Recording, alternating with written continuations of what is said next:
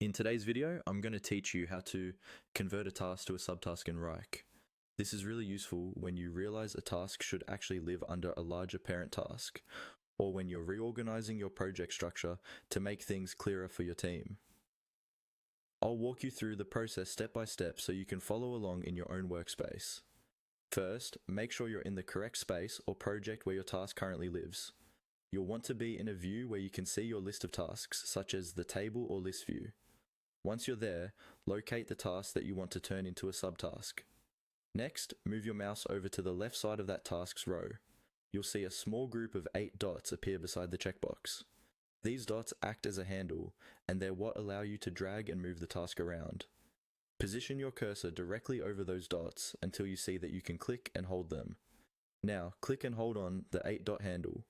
While holding down your mouse button, start dragging the task. You'll notice that the task moves with your cursor. This drag and drop action is how you'll convert it into a subtask.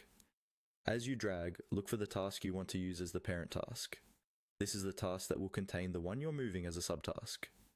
Carefully move your cursor so that you drag your original task directly under the parent task in the list. Wrike gives you a visual indicator, like a highlighted line or slight indentation, to show where the task will be dropped. To convert it into a subtask, you need to drop it slightly indented under the parent task, not at the same level. Take a moment to line it up so it appears nested beneath the parent. Once you see that indentation, release your mouse button. After you let go, Wrike will update the structure, and your original task is now a subtask of the parent task you chose. You should see it visually nested, which confirms that the conversion worked.